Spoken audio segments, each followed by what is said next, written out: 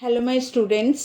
आज हम लोग रविन्द्रनाथ टैगोर की फेमस पोएम अविशारा द टेरेस की समरी के साथ क्रिटिकल अप्रिशिएशन पे भी चर्चा करेंगे। डिटेल्स में हम ये पढ़ेंगे कि किस तरह से इस पोएम में पोएट ने बहुत सारे मोरल वैल्यूज़ को एक साथ कंबाइन करके हमें बहुत कुछ सिखाने की कोशिश की है। चलो अब हम अपने टॉपिक पे आते हैं। इसमें हम लोग ऑब्जेक्टिव क्वेश्चंस के लिए भी बहुत ही ध्यान से अगर सुनेंगे तो बहुत फ़ायदा होगा, बिकॉज मैंने ईच एंड एवरी पॉइंट को इस तरह से टच किया है कि ये सिर्फ समरी ही नहीं बल्कि एक क्रिटिकल अप्रिशिएशन के साथ लॉन्ग एंड शॉर्ट क्वेश्चंस के साथ ऑब्जेक्टिव को भी टच किया गया है।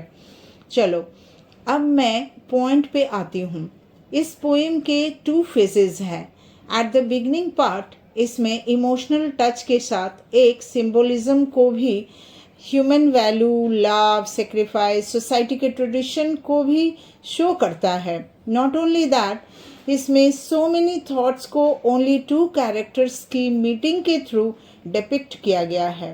वन साइड आप देखोगे तो उपागुप्ता एक ऐसी कैरेक्टर है जो बुद्धिस्ट मोंक के रिप्रेजेंट करती है, एंड अनदर साइड वाशवदत्ता एक beautiful dancer, rich, wealthiest and प्राउडी lady को इंडिकेट करती है।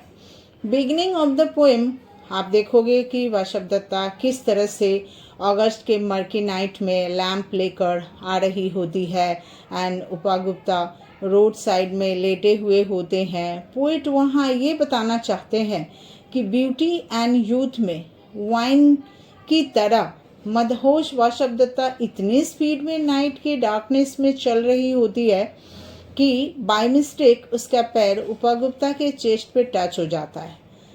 और इसके साथ पोएट बहुत कुछ आपको बताते हुए ये बता रहा है कि जैसे ही लैंप की लाइट से उसको दिखता है कि कोई ऑसेटिक पीपल यहाँ रोड साइड में ज़मीन पे लेटा हुआ है, तो उसे रिग्रेट होता है, लगता है ओह, और वो काइंडली एंड सॉफ्टली अपने घर जाने के लिए प्रपोजल रखती हुई बुद्धिस्ट मोंक को कहती है, बट वो डिनाई कर देते हैं।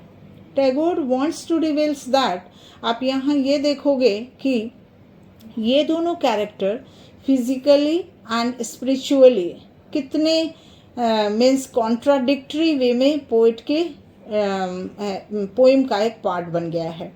Lot of imagery, personification, metaphor, alliteration, and इतना ही नहीं, आप देखोगे कि इसमें एग्रेसिव फेनोमेना ऑफ नेचर को भी बहुत ही कॉन्ट्रडिक्शन के थ्रू एग्जाम्पल में दिया है।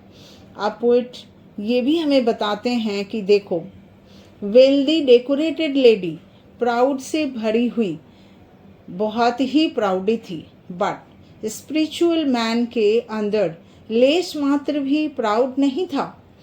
आप यहाँ जानते हो कि ऐसा क्यों हुआ? बिकॉज उसके पास स्पिरिचुअल पावर इतना है कि उसके चेहरे का कूलनेस उसकी natural beauty and eternal wealth को डिनोट करता है, जिसे हम शादगी भी कहते हैं। आप भी जानते हो फिजिकल ब्यूटी तो मोमेंटम होता ही है, बट इसके साथ ही पोएट जो सोशल सिस्टम एंड ट्रेडिशन को डिपिक्ट किया है उस पर भी आपको अच्छे से फोकस करना है, बिकॉज इसमें से ऑब्जेक्टिव क्वेश्चंस आएंगे ही और लॉन्ग क्वेश्चंस भी आते हैं। तो आप इस पार्ट को ध्यान से समझो कि human emotion, love, kindness and sacrifice, lot of जो ह्यूमन नेचर है उसको पोएट बहुत ही सुंदरता से दर्शाया है। यहाँ आप देखोगे कि तभी तो वो वाशवदत्ता के उस पेनफुल एंड पैथेटिक सीन को दिखाते हैं कि किस तरह से उसको चिकन पॉक्स हो चुका है, यानी सोसाइटी ने उसको डिस्कार्ड कर दिया है, क्योंकि सभी लोग जानते हैं कि चिकन पॉक्स एक कम्युनिकेबल डिजीज़ है और रोड साइड में उसको यानी विलेज से बाहर निकाल दो वरना वो सबको सफ़र करेगा, यानी सबको टचेबिलिटी की वजह से फैल जाएगा।